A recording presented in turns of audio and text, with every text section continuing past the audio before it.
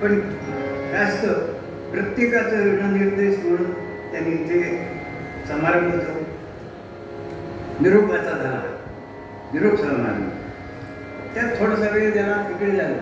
तेव्हा आता प्रत्येकाला चिंता पडली असेल की आता बुवाला दिलेला वेळ किती आहे? 1.5 तासाचा.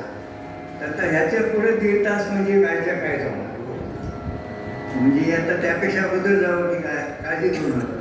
मी प्रत्यक्ष सांभाळण्याचा प्रयत्न करतोय, कारण हे अभंग कीर्तन इथे कोणीच अजाण नाही. मी खरं सांगायचं, मी काल माझ्या थोड्याशा भाषणात सांगितलं, मला इथे अध्यक्षस्थानाला नाही, इथे माझी निवडणूक केली की मला वाटतं आता तुमच्यापैकी कोणीच नाही केली, इथूनच केली. कारण कालपासून आजपर्यंत झालेल्या सगळ्या कार्यक्रमामध्ये माझ्या कीर्तनामध्ये ज्या ज्या उणेवा आहेत त्या आम्हाला सर्व भरून काढण्यासाठी, ऐकण्यासाठी महाराजांनी युक्ती आणली. अहो 6 वर्षाचा मुलगा समोर साक्षात परमात्मा स्वरूप, त्याने जर कीर्तन मांडलं तर काय सांगावं. हे पूर्वनियोजित असतं आणि पूर्वसुकृताप्रमाणे असतं. हे तुमचं आमचं काम नव्हे. कोणाच्या मनात काय आहे, महाराजांच्या मनात काय, तुमच्या मनात काय आहे, माझ्या मनात काय नाही मला सांगता येईल. पण एकंदरीत काल आल्यापासून आतापर्यंत मला मध्यंतरी आता अध्यक्ष भाषणाचा काय, अध्यक्ष त्याच्यात योजना केलेली नव्हती, उद्घाटन झालं नाही, त्यामुळे अध्यक्षानं बोलायचं काय, कीर्तन समारंभ आटपल्यानंतर अध्यक्षांना काय बोलायला काय संधी नाही. तेव्हा मी म्हटलं माझ्या कार्यक्रमात संधी मी घेणार, कारण मी सगळ्यांचं ज्याने ज्याने कीर्तनं केली त्या खरोखर मी तुम्हाला सांगतो 2 दिवस माझे जे आनंदाचे गेले.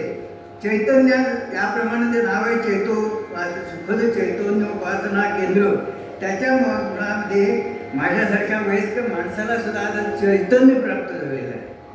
आणि त्या चैतन्यातून पण शेवटी काय, शरीर हे काम किती देणार आहे, आवाज किती लावायचं म्हटलं की मला आणखी 25 वर्षापूर्वीचा आवाज मी लावू शकतो का, शक्य नाही. त्याप्रमाणे मी तुम्हाला कीर्तन करू शकतो का, नाही शकत. पण जे काय आहे त्याच्यात आटप्त घेऊन थोडक्यात असं मांडण्याचा प्रयत्न करणार आहे. आपण सर्व मोठ्या शास्त्री पंडित सगळे जे आपले कीर्तन करतात, मगाशी ऐकल्यानंतर मी धोका झालो की पुष्कळ म्हणजे ज्यांना आम्ही काहीतरी सांगायचं त्यांच्याकडनं आम्हाला काहीतरी आता घ्यायचं आहे आणि त्याप्रमाणे घेतलं आम्ही. आणि म्हणून तुम्हाला सांगतो इथे लहान मोठा वयस्कर बाल असा भेद नाही, परमात्म्याकडे तो भेद नाही. तिथे शुद्ध भाव भक्ती ती श्रेष्ठ आहे. आणि ती भवभक्ती सांगण्याकरता थोडक्यात मी जो अभंग आहे त्या अभंगाचा अर्थ निरूपण कित्येक वेळाला लोकांनी आणलेला आहे. मला आता काय सुचला तो आता एक छोटासा अभंग घेतो की जो अर्थ सहजरित्या सगळ्यांना समजेल आणि सहजरित्या सोपं असं एक छोटंसं आख्यान त्याला जोडून कार्यक्रम आता मुळातच मुळे आता झाले असल्यामुळं 5-10 मिनिटं का त्याची वाढली तर ती ह्या मागे श्री गुरुदेव दत्त अनंत कोटी ब्रह्मांड नायक राजाधिराज ब्रह्म चैतन्य गुरु महाराज की जय.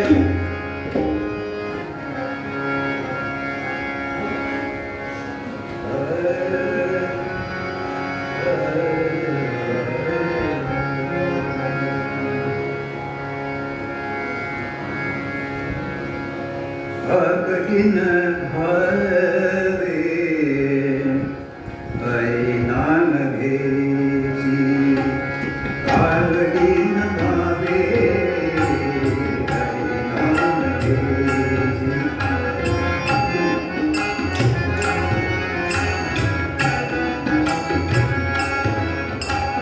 भगतिन भवे परिणाम घेची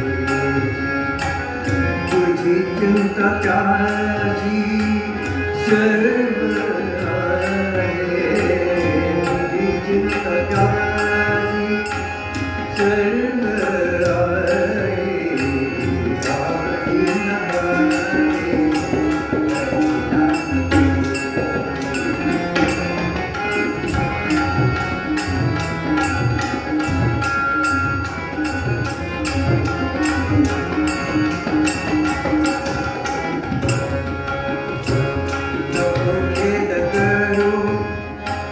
कोणाच्या कृतीचा नको खेद करू कोणाच्या कृतीचा कधी लक्ष्मीचा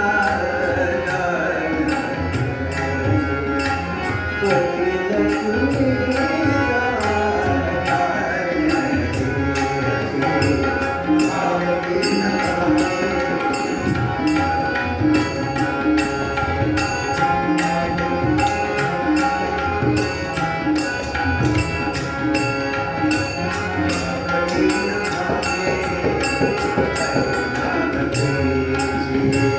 कैसी स्थिति है कैसा परिता है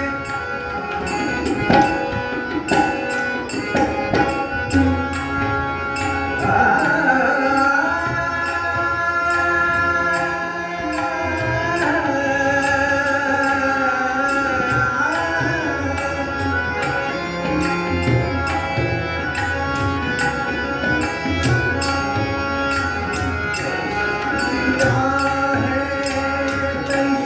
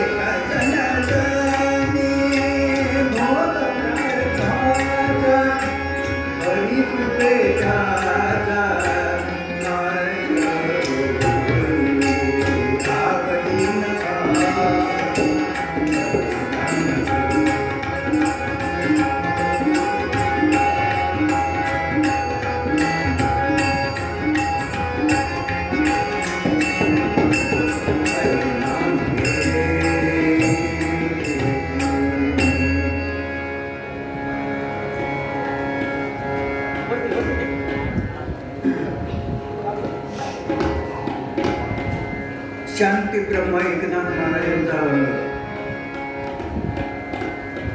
सर्वांच्या परिचित असणारा, साध्या मांडणीचा, साधी सोपे शब्द सर्वांना अर्थ समजेल असा मांडणी, त्याच्यामुळे पूर्वरंग करण्याचं कार्य कीर्तनकारांना येत नाही, गरज वाटत नाही. इतका तो साधा सोपा, फक्त 2-3 शब्द जे महत्त्वाचे आहेत आणि त्या शब्दामध्ये आवडीनं भावे अत्यंत 2 महत्त्वाचे शब्द. एक आवड ही मनातून उत्पन्न होते आणि भाव हा हृदयातून प्रकट होतो.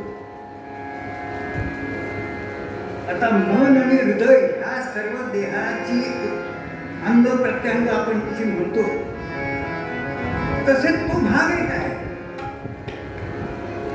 आपल्याला देह जो दिला, आता आपण सकाळपासून कीर्तन ऐकतो आणि ती कीर्तन ऐकत असताना प्रत्येकाने विवेचन केलंय, प्रत्येकाने मांडणी अशी सुरेख केली आहे की त्या सुरेख मांडणीमध्ये देहावर बोलले,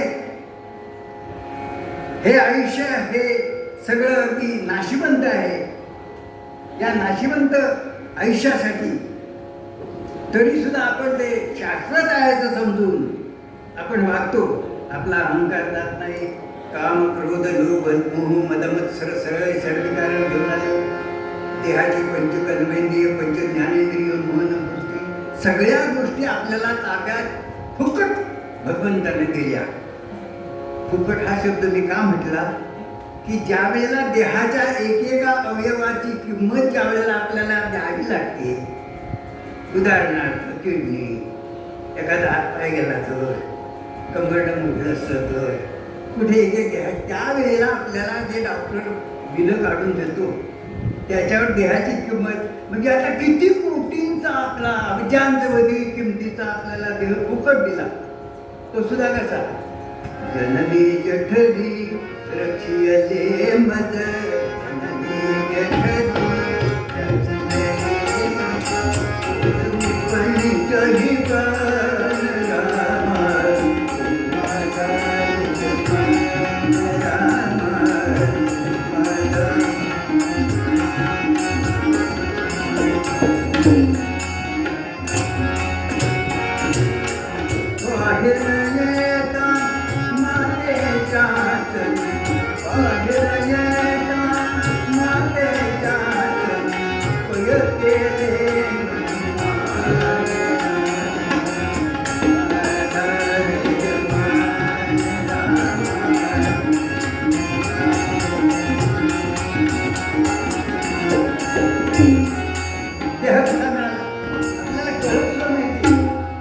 जन्मताच आपल्याला खाण्यापिण्याची व्यवस्था सगळी केलेली आहे. दुधाची म्हणजे आईच्या दुधाच्या रक्तापासून दूध तयार होतं, सगळं ईश्वराची निर्मिती. आता रक्ताचे घटक काय आहे ते विज्ञान सांगतं, पण अजूनपर्यंत रक्त बनवता कोणाला कुठल्याही वैज्ञानिकाला आलेलं नाही. तो परमात्माच बनवू शकतो. अजूनपर्यंत दुसरे असे वैज्ञानिक परमात्मा कोण निर्माण झालेले नाही. सगळ्या गोष्टी भगवंताच्या कृपेच्या आहेत. आपण श्वास घेतो हाही त्याच्या कृपेनं. देह आहे, देह पातांचा पाताचा, देह पातांचा पाताचा,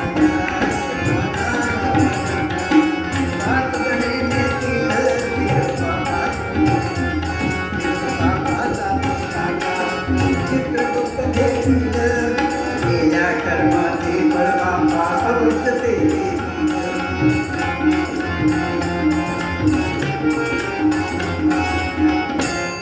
पंचमहाभूतात्मक देह निर्माण झाला आणि पंचमहाभूतातच विलीन होणार.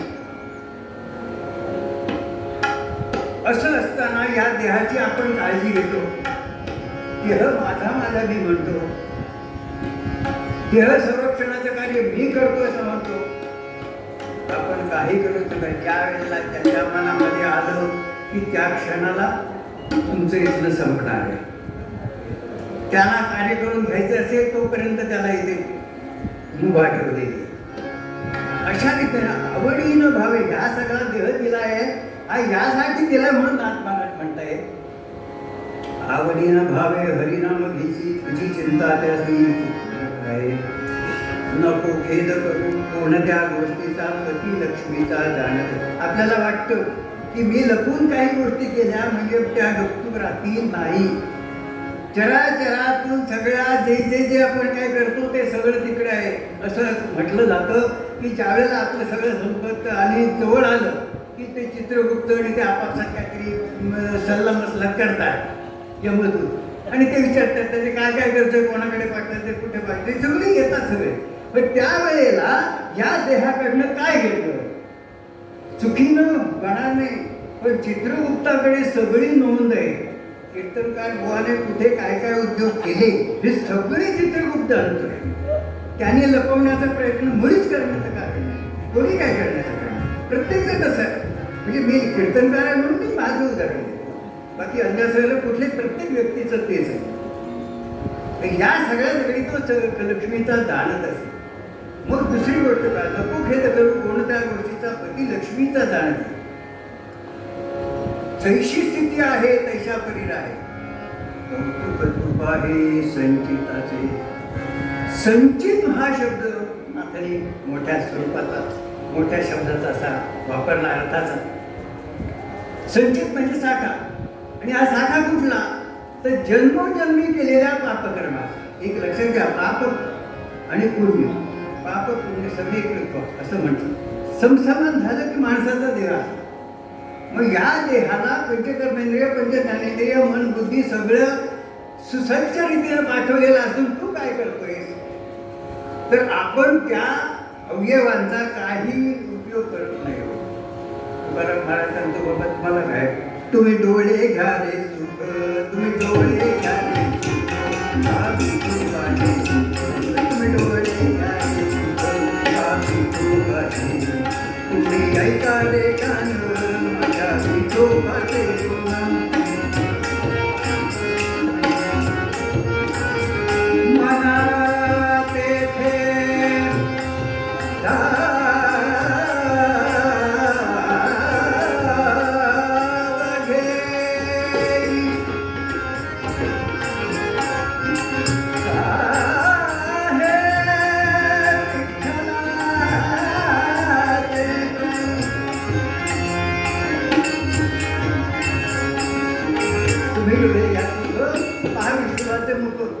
मनाला सांगितलंय, मनात येथे धावगी राहे विठ्ठलाचे पायी.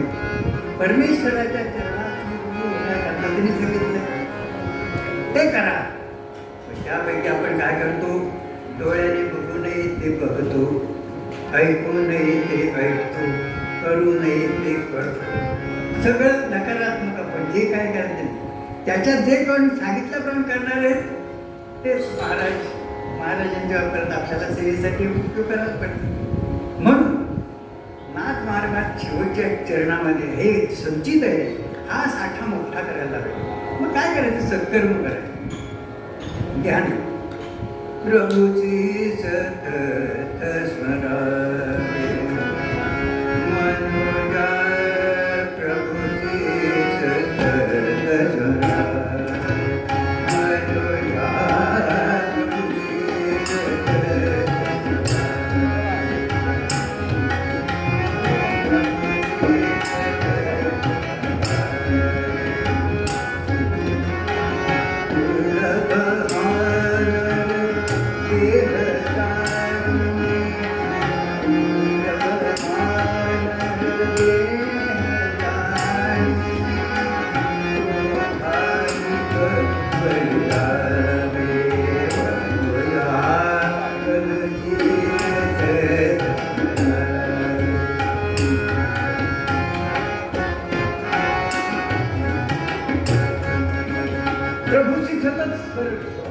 प्रत्येकाचं म्हणून आम्हाला महाराजांनी जो उपदेश केला रामाचं नाव घ्या, देवाचं नाव घ्या. मुखामध्ये राम असलं की तेच आपला साठा आपल्याकडे राहणार, बाकीचा कुठला काही साठा राहणार नाही. धन दौलत संपत्ती सगळं इथल्या इथे जागच्या जागेत घेऊन यायचं. कारण हे जर आपण केलं नाही, हा साठा जमा केला नाही तर परमात्म्याला ह्याचं कल्याण करावं असं वाटणार नाही. आपलं कल्याण व्हावं असं इच्छा असेल तर आपल्याला निश्चितपणे ह्या सर्व साठ्याकडे लक्ष द्यायला पाहिजे.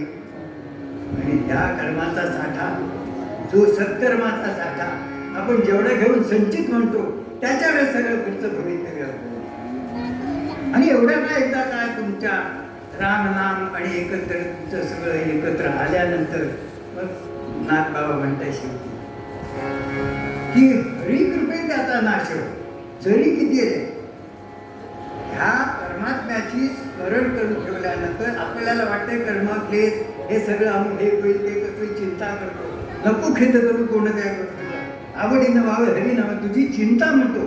हो चिता काय चिता चिंता दोन्ही शब्द एकत्र फक्त अनुस्वार दिला की चिंता जाईल आणि अनुस्वार काढला की चिंता. आता नवीन व्याकरणाबद्दल मी बोलत नाही. आता चिता काय आणि चिंता काय हे सगळे चिंतेचंच विषय झालेले आहे. परंतु तरी सुद्धा जुन्या व्याकरणात जर विचार केला तर चीवर अनुस्वार दिला की चिन असं होतं. तर चिंता, तर चिंता काय करते, माणसाला जिवंत वणी जाळते. जाळण्याची क्रिया दोघांच्याकडे आहे. माणसाला जाळण्याचं काम कोण करतं जीवनात, चिंता. मग चिंता कसली करायची, हो बारीक सारीक गोष्ट आहे. पैसा मिळाला नाही म्हणून देवा मला दे म्हणून चिंता, पैसा विकून मिळाला तर देवा पैसा कुठे ठेवून म्हणून चिंता. चिंतेचं म्हणजे काय, कशाची करायची कशाची करायची नाही, सगळी चिंता. आणि दुसरी चिंता, हे सगळं केल्यानंतर तुझं काय आहे, तुला चिंते बरंच. ती चिंता ती अशा ह्याला जाळून टाकते आणि जिवंतपणे ही चिंता करते. म्हणून ज्या ज्या वेळेला सवड मिळेल त्या वेळेला आपण काय करावं,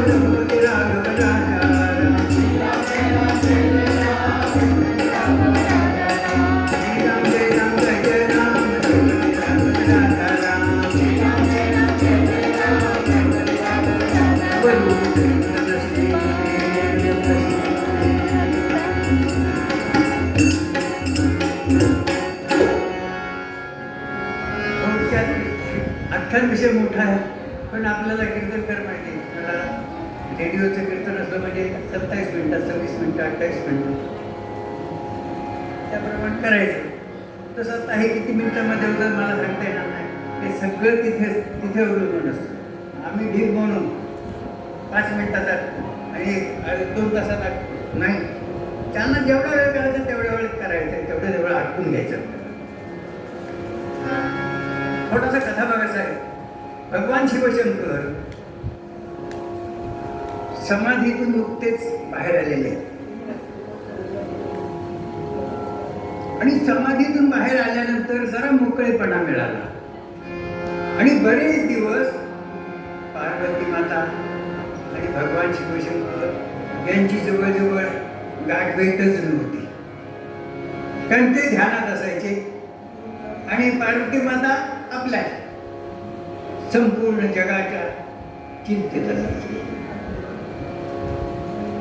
पण हे ज्या वेळेला भगवान शिवशंकर समाधीतून बाहेर आले तेव्हा सहज असे घरात गेले आणि जगदंबा होतीच येते. तिलाही बरं वाटलं की आज महाराज पतिदेव प्रत्यक्ष नाथ हे आज प्रसन्न दिसत आहेत. तर प्रसन्न दिसले, पुरुष प्रसन्न असेल, आपला पती प्रसन्न असला की स्त्रियाने काय मागायचं हे सांगायला नको. अगदी त्याच वेळेला ते काय ते मागून घेणार. त्याप्रमाणे पार्वती देवी मनात म्हणते की मी आज काहीतरी मागूया. आता प्रसन्न चेहरा दिसतोय, काय मागता येईल म्हणून नाथ आज सगळे मोकळे दिसतात. हो आज मोकळा कोण काय नाही. माझ्या मनामध्ये एक शंका होती, तेवढी विचारू का? तुझ्या मनात शंका असेल विचार ना. आधी तुम्ही रागवणार नाही ना? मुळीच नाही. रागवणार कशाला? पती आणि स्त्री दोघांच्या मधल्या संवादात राग समजा झाले क्षणभर की किती एकमेकाच्या कपाळावर उठायचं ठरवलं, ते संध्याकाळी आपण एक होतो की नाही. भांडणं किती वेळ, ही भांडणं 10 वर्ष चालतात. राजकारणी लोकांना मिटवता येत नाही, पण संसारिक मिटवतो की नाही चालतात. तेवढ्या वेळामध्ये आपण भांडण सगळी मिटवतो. तसं माता बोलते, जगदंबा मी म्हणाले प्रश्न विचारू का? बोला म्हणे. कुणाच्या स्मरता नामाते सत्य का सांग नामाते.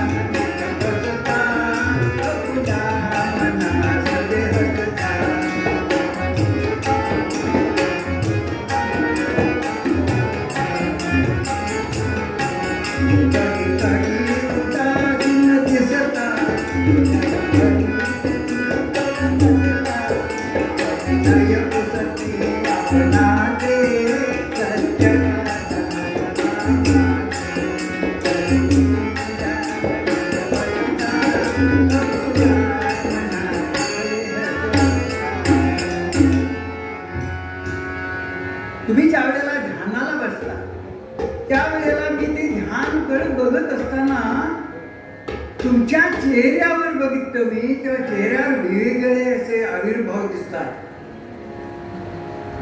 कधीतरी उदासीन दिसता, क्षणभरी स्थितीवर नसता. काय चाललंय? कोणाची कधीतरी हसत बसता. काय प्रकार आहे हा? ते म्हणे तुझ्या मनात काय? ते म्हणे माझ्या मनात काय? विचारू नका. माझ्या मनात विचारलं तर तुम्हाला राग येईल आणि तुम्ही मला काहीतरी एखादे शाप म्हणजे जरी आपण काहीतरी तुम्ही बोलणार नाही, मुळीच बोलणार नाही. तुझ्या मनात काय आहे? आमच्या बायकांच्या मनात दुसरं तिसरं काही नसतात. असं पुरुषाला माझ्या आपल्या पतीला ध्यान लागलं आणि असे काहीतरी चेहऱ्यावर करायला लागला की आमच्या मनात एकच असतं, माझ्याशिवाय दुसरी कोण यायला दिसत नाही येणार सगळं. आणि तिथं त्यांचं ध्यान लागलंय का? एवढी एक माझ्या मनामध्ये शंका आहे. एवढी मी तुम्हाला विचारते. तेव्हा त्यावेळेला मात्र भगवान शिवशंकर मनातल्या मनात असेल आणि जगदंबे पार्वती देवी काय सांगावं? तुझ्या मनात आली शंकाची का आली मला सांगता येत नाही. खरं सांगू ते समुद्र मंथनाचे कथा आठवली तुला? ज्या वेळेला समुद्र मंथनाला सुरुवात झाली, त्या मेरू पर्वताची रवी केली, वास्तुकीचा सगळा दूर केला, एका बाजूला असुर, एका बाजूला असुर, सगळे घुसळत झाली आणि एका मागून एक 14 रत्न बाहेर पडली. 14 रत्न काय बाहेर पडली ही मी सांगण्याचं कारण नाही. प्रत्येकाला माहीत आहे, प्रत्येकाच्या गावामध्ये मंगल कार्य होतात. लक्ष्मी कौसुभ पारिजातक सुधा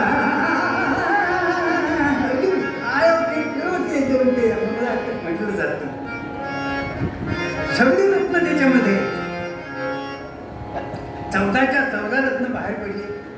प्रत्येकाने आपल्याला आवडीचं रत्न घेतलं आणि एक रत्न शिल्लक राहिलं, त्याला वाली कोण नाही.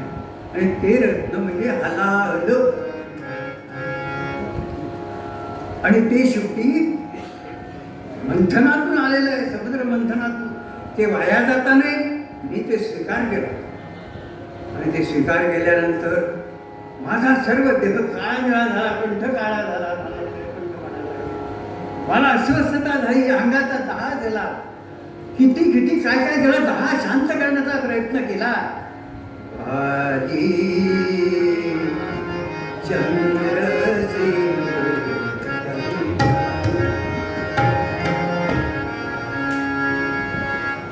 मस्तकावर चंद्र धरला, शांतता नाही. जटेमध्ये गंगा धरली, तरी डोक्याला शांतता नाही. मग शेवटी काय केलं, मी शांत डोळे मिटले आणि शांत ध्यानासमोर माझ्यासमोर प्रभू रामचंद्र आले. रघुपती राघव राजा राम सहित पावन सीता.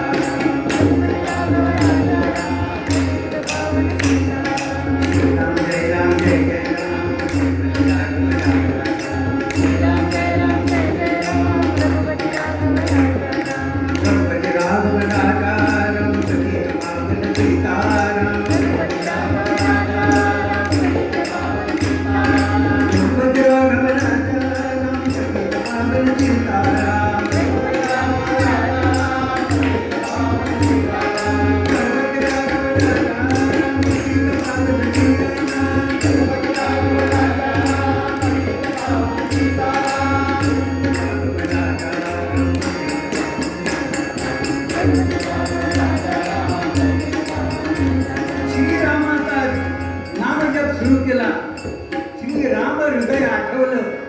माझ्या हृदयात साठवलं. आणि काय चमत्कार, त्या क्षणाला माझ्या देहाचे अग्नीसारखा जो प्रज्वलित झालेला होता, देहाची आग होती ती शांत झाली. आणि ते मी रामहृदय केले, साठवले. मग म्हणाले, तुम्हाला ते रामहृदय साठवलं तर मग मला ते आतापर्यंत का लपून ठेवलं, मला का नाही सांगितलं? नाही नाही म्हणाले, ते आत्मज्ञान आहे. रामहृदयामध्ये आत्मज्ञान दडलेलं आहे. आणि आत्मज्ञान हे तसे कुठेतरी असं बरळण्यासाठी वस्तू नाही आहे, ती पसरण्यासाठी गोष्ट नाही. त्याच्यासाठी एकांत ध्यान पाहिजे, घेणारा देणारा एकरूप व्हायला पाहिजे. त्यावेळेलाच ते ज्ञान कानात शांत झाले. अशी एकांगी जागा मला कुठे एकाग्रता राहील अशी, आणि एकांतवासाची जागा मला कुठे आढळत नाही. बघा बघा म्हणाले, असं करू नका. ज्याने तुमचा एवढा देह शांत झाला, तेव्हा माझ्यावर सुद्धा असे प्रसंग युद्धाचे येतात की ज्या वेळेला माझ्या अंगाचा दाह होतो, कल्पांत होतो, त्यावेळेला मी कसं शांत व्हायचं? ते रामहृदय मला बघायला नको का? हो म्हणाले, पाहिजे. जाऊया आपण. कुठे गेले? भगवंताने दृष्टीने ओळखली. ते कोठे गेले? गेले ते क्षीरसागर दिसला नजरेला. त्याच्यासमोर एक सुंदर खडं गेलं. तेथे शिव पार्वती उभयता अत्यादरी कीडती. त्यावेळेला तिथे जाऊन गेले. क्षीरसागरामध्ये तिथे गेल्यानंतर तिथे बसले आणि पार्वतीला मांडीवर घेतले. आणि आता इथे सांगणार. आणि एक एक रामनामाच्या कर्तृत्वाची, शक्तीची, तेजाची एक एक गोष्ट सांगायला सुरुवात केली. आणि ज्या ज्या वेळेला राम, मला सकाळी नवते बुवानीसो सांगितलं की ज्या वेळेला राम राम म्हणायला जावा त्यावेळेला रामाचं नाव काढलं की म्हणाले काय होतं कायला निद्रा यायला लागते. तर तो बरोबर आहे रामाची. रामानं त्याला बरंच दिलेलं आहे ना निद्रा देवी, ते कुंभकर्णाची बायको. ज्यावेळेला कुंभकर्णाचं हनन झालं त्यावेळेला आता मी काय करू, माझ्यासाठी काय, त्यामुळे तुझी सोय अशी करते की ज्या ठिकाणी तुला स्वीकार होईल अशी जागा सांगते. ज्या ज्या ठिकाणी कथा कीर्तन प्रवचन चालू असतील तेव्हा जय जय राम केला की कृष्ण हरी ह्याचं बोलायला सुरुवात होते. आम्हाला वाटतं हा सण देतोय, सण नाही. नुसते रामराम करत असं ह्याचा त्याला शाप आहे तो, त्या शापात तरी सगळं केलं तर हे सगळं करायचं असेल. म्हणून त्या ठिकाणी क्षीरसागरावर दृष्टी मित्रा संपूर्ण आत्मच लिहिलेली आणि अश्रू गळतायत दोन्ही बाजूला. आणि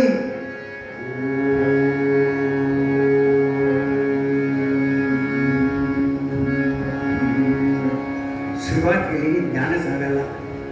राम राम कृष्ण कृष्ण एक एक कथा आठवत आहेत, त्यामुळे आठवतात सगळं सांगतायत. आणि पार्वती देवी हुकार देते, हो हो हो. आपण विद्यार्थ्यांना शिकवताना होकार मिळतो. घरात लहान मुलांना गोष्टी सांगताना अमुक झाले, ती राणी अशी होती, ती त्याचे हां. आणि राणीचं चरित्र सांगायला सुरुवात केल्यानंतर त्या समोरच्या मुलाकडनं आवाज आला नाही की समजायचं पोरगं झोपलं, चला आता गोष्ट थांबवली तरी चालेल. त्याचप्रमाणे हे सगळं थांबलेलं आहे. आणि पार्वती देवी ज्ञान ऐकते. पार्वती अगतो निद्रा बसले, पार्वती अगतो निद्रा बसले, पार्वती अगतो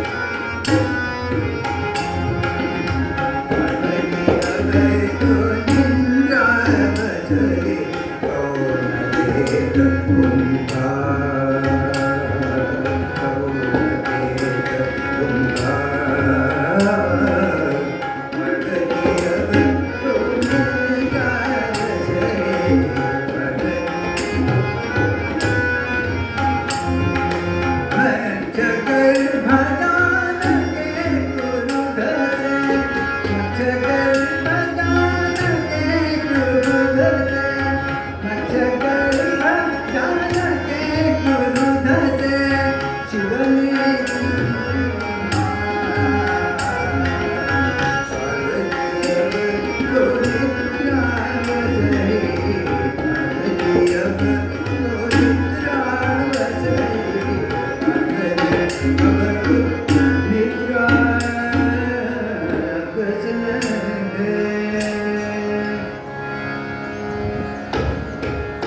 पार्वती शांतपणे झोपलेली आहे.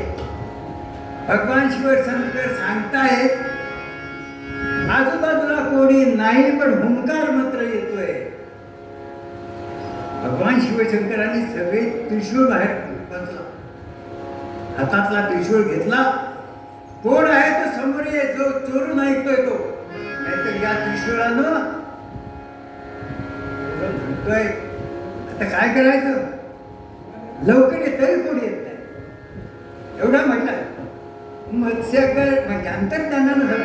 मत्स्यकर भजान के करू दते, मत्स्यकर भजान के करू दते, मत्स्यकर करू दते, शिवने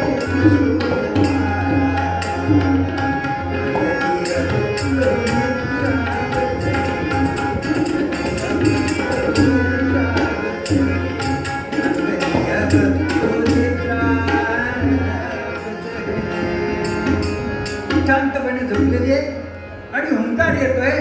तेव्हा यांनी ओळखलं मत्स्यगर्भ आणि जोरात त्रिशूळ फेकल्याबरोबर ती मासळी क्षीरसागरात असणारी कापली गेली आणि त्याच्यातून एक 8 वर्षाची कुंड स्मृती तेजदार प्रभाव लागला आहे अशी मूर्ती बाहेर आली आणि लगेच नमस्कार केला.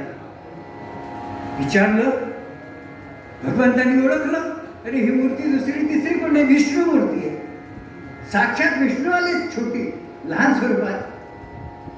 भगवंतांना सांगितलं, अरे भगवंता, अरे एवढं बालरूप घेऊन इथे काय सांगावं म्हणाले, तुम्ही इतकं ज्ञान सगळं सांगायला लागले रामाविषयी सगळं शांततेचं.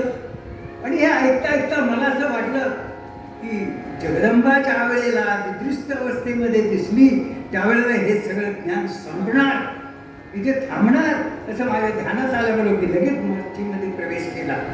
आणि ते ज्ञान मला घेण्याकरता ऐकण्याकरता, अरे मग असं सहज यायचं, चोरून ऐकायला कशाला. पुस्तका तुया विद्या परहस्तगतम धनम कार्यकाले समुत्पन्ने नासा विद्यानधनम. चोरून घेतलेली विद्या गुरुकृपेशिवाय नाही, उपयोग होत नाही त्याचा. तेव्हा दिलं असतं ज्ञान.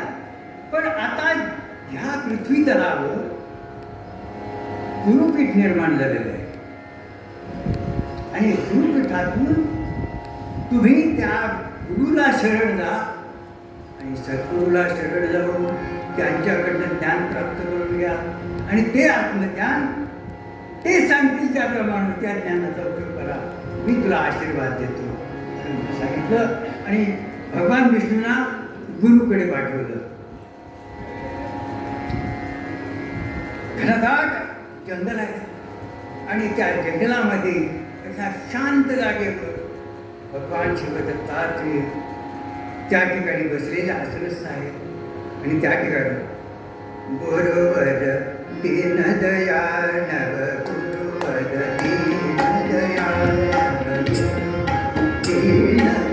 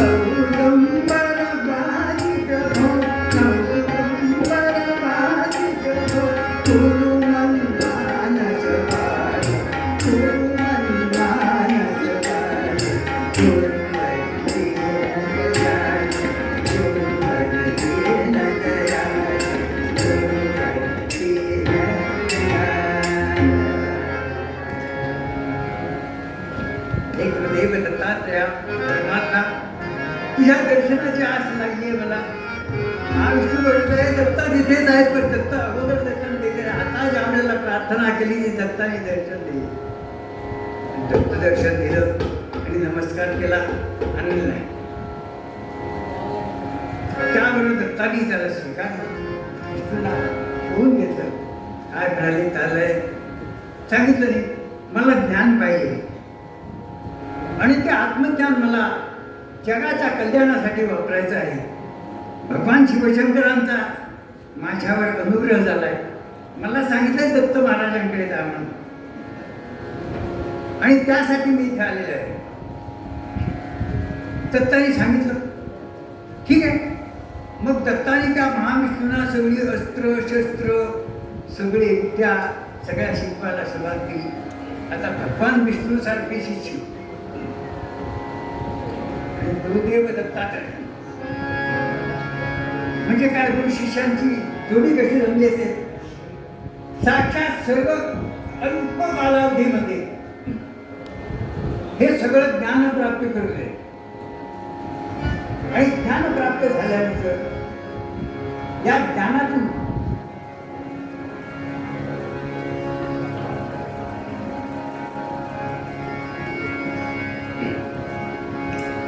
आत्मज्ञान प्राप्त झाले आणि भगवंतांनी त्या सर्व परत पाठवलं. सांगितलं शैली शिवली मुलगी सगळी त्यांच्या त्यातून गेली आणि गुरुदेवानी दत्तात्रेयाने याचं मच्छिंद्रनाथ म्हणून नामकरण विधी केला.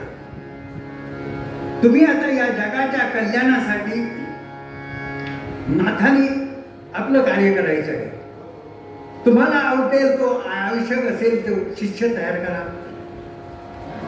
त्यांना तुम्ही ज्ञान शिकवा, त्या ज्ञानाचा संबंध जगाला उपयोग करा, अशी शिष्य परंपरा निर्माण करा. आणि नाथ संप्रदायाला सुरुवात करण्याकरता मच्छिंद्रनाथांना गुरुदेव दत्तांनी आशीर्वाद दिला आणि पाठवले.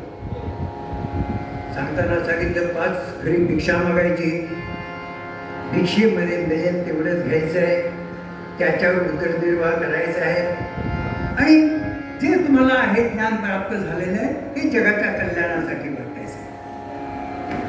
मच्छिंद्रनाथ लगेच झोळी घेऊन निघाले. जाता जाता एक सुंदरपैकी एक गाव लागला. त्यातल्या त्यात पर्वताच्या पायथ्याशी त्या ठिकाणी एक श्रीमंत असं घराणं नांदत असावं असं यांना वाटलं. कारण भिक्षेसाठी झोळी उभी केली. त्या ठिकाणी एक माता आली भिक्षा देण्याकरता. चेहरा प्रफुल्लित होता, दाट दाटण्याने मळलेला होता, रुपयाएवढं कुंकू होतं आणि आई सगळं भव्य आहे, सगळं वैभव आहे दिसतंय, पण चेहऱ्यावर कुठेतरी चिंता आहे. आणि संसारिक माणसाला चिंता ही दिसते, गुरुना दिसते ती लवकर, त्याप्रमाणे त्यांना दिसते. आणि त्यांनी चिंता दूर करण्यासाठी आणि विचारलं तुम्ही तुमच्याकडे वैभव आहे पण असं का सांगा तुम्ही. नाही म्हणाले, नको म्हणाले. आता सारखं सारखं कशाला मला मनाला त्रास होतो याचा. बोला ना म्हणाले, काय असेल ते सांग. सगळं म्हणाला वैभव आहे पण मला संतान नाही, मला अपत्य प्राप्ती नाहीये आणि तेवढीच चिंता आहे, तेवढं मला मिळावं अशी इच्छा होती. सुपातून आलेली भिक्षा झोळीत घ्यायची आहे पण नाथाने ती झोळीत न स्वीकारता ती भिक्षा परत केली. सांगितलं चाल घेऊन माते, मला ह्या तुझ्या चिंतातून चेहऱ्यातून भिक्षा घ्यायची नाही. तुला प्रफुल्लित चेहरा तुला करायचा आहे, म्हणजे तुला जे संतान प्राप्त नाहीये ती संतान प्राप्त होण्याकरता मी तुला मंत्र देतोय, मंत्रांना विभूती देतोय आणि त्या विभूतीचा तू स्वीकार कर म्हणून सांगितलं. आणि एक भस्माची चिमटी नाथ आहे मन तिकडे करो मत एक हो का तुझ्या भेटा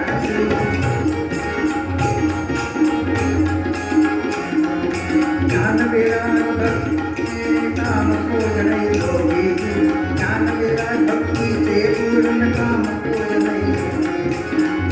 बात सुनो मान और किसी नहीं कहना.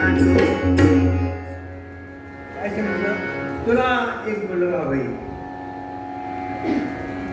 आणि तो मुलगा 11 वर्षाचा झाला की त्या तुझ्या मुलाच्या हातून मी भिक्षा घेईन, म्हणजे मी 12 वर्षांनी ती आनंद झाला हो. आता समजा संतान प्राप्ती नसणाऱ्या स्त्रीला फुलला म्हणे वसंत पहाड, फुलला म्हणे वसंत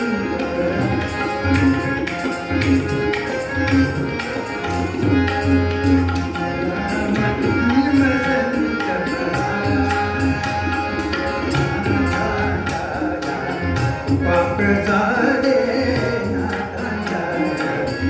पाप सारे मुरला चिंता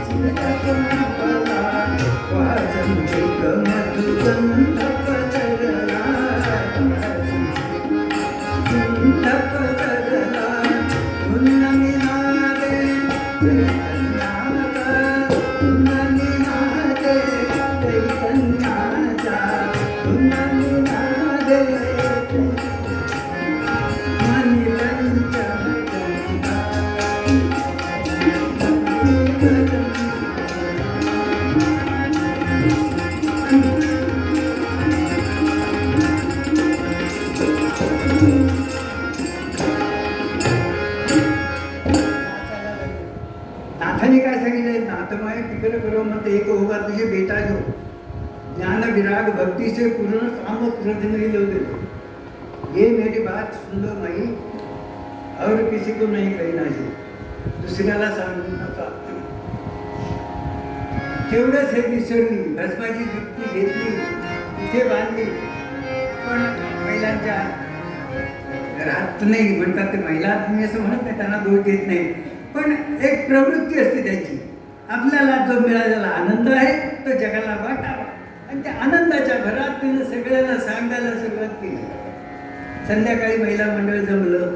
कसलं महिला मंडळ होतं, म्हणजे कशी बैठक होती ती मला माहिती नाही, म्हणजे कुणाचा कार्यक्रम माहिती मला माहिती, मी ज्या वेळेला नको, पण कसला तरी कार्यक्रम होता की सगळ्या महिला.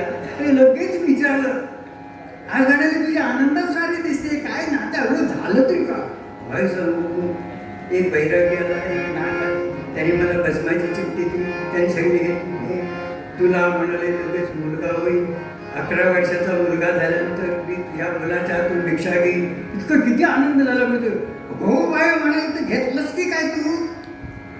शंका, चिंता आणि शंका माणसाला ग्रासते. चिंता आणि शंका पण आहे. शंकाने काय म्हणाले, होते बैरागी सबंध गाववर फिरतात, सगळेच बैरागी चांगले नसतात. तो आता हिला काय चांगलं वाईट ओळखण्याची हिची पात्रता होती काय यांची? नाथाने दिलेलं भस्म होतं, हे नाथ चांगले नाहीत हे म्हणण्याची त्यांची. पण त्याने काय म्हणाल, नको नको ते घेऊ नको. ते लोक बैरागी आहेत, ते काय करतात, हो भस्म त्यांच्याकडे वशीकरण एक विद्या असते. ही कुत्री मांजरं सबंध दिवसाबरोबर घेतात, आपल्याबरोबर फिरवतात आणि रात्रीच्या त्यांच्या स्त्रिया बनवतात आणि ते रममाण होतात. एवढं सांगितल्यानंतर सत्पात्र आणि एखादी पतिव्रता स्त्री हे ऐकल्यानंतर काय तिचं झालं असेल? वास्तविक नाथांच्या शब्दावर एवढे विश्वास, पण तेवढं आपण पूर्वकर्म केलेलं नाही, आपला संचिताचा साठा नाही, आणि म्हणून आपल्याला दुर्बुद्धी झाली. आणि त्या बाईनं ते भस्म सगळ्यांच्या साक्षीनं उकिरड्यावर फेकून टाकलं. उकिरड्यावर फेकून टाकलं आणि त्या ठिकाणी कित्येक वर्ष लोटून गेली. आणि दाट मारा, मला आता किती जवळ विस्तारण सांगत नाही, महत्वाचा मुद्दा तेवढा सांगतो. संपूर्ण 12 वर्षाची तपश्चर्येनंतर ते वेगवेगळे तीर्थाटन करून परत मच्छिंद्रनाथ या गावाला आलेले. त्यांना आठवलं की याच वाटेने आम्ही इथे आलो, या एका आमच्या मातेला मी आशीर्वाद दिलाय, त्याचा मुलगा 11 वर्षाचा झाला, आता मला भिक्षा घ्यायला गेले आणि म्हणून तिथे आले. अलक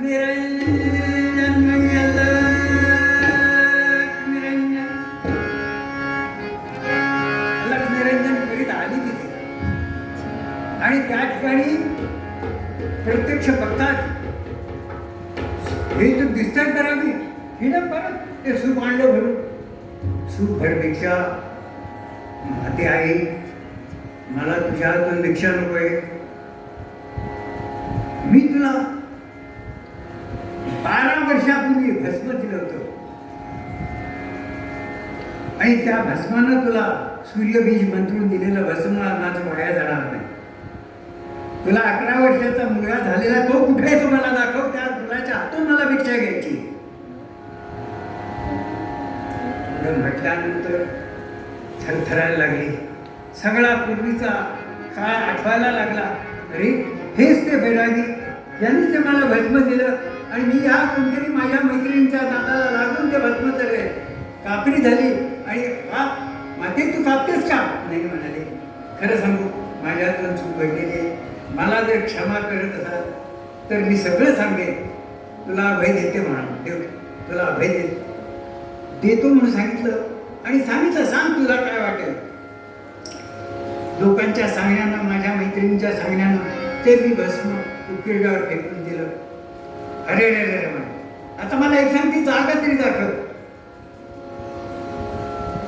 काहीतरी गेलं, माझं सूर्यबीज बिंदून दिलेलं ते भस्म वाया जाता नाही, आणि म्हणून त्या उकिरड्याच्या जागा दाखवली, तिथे साफ केली, कान लावला, आणि खालून आवाज आला,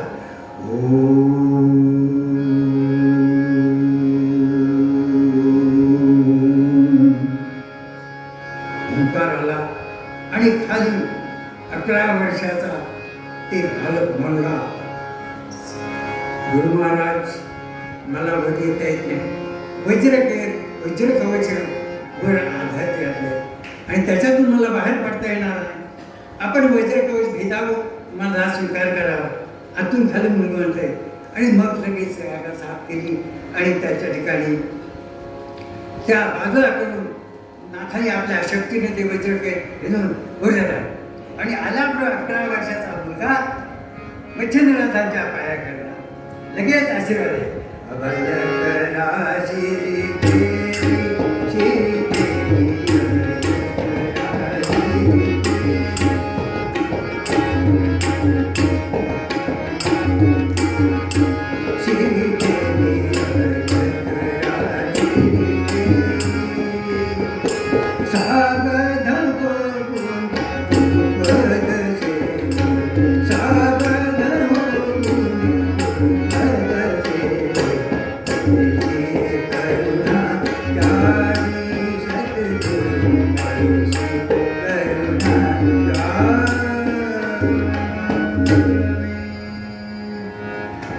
मस्तकावर हात ठेवला.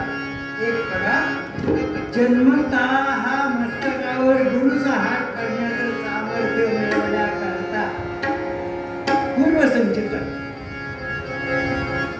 आणि पूर्वसंचित असाय शिवाय या गोष्टी होत नाही.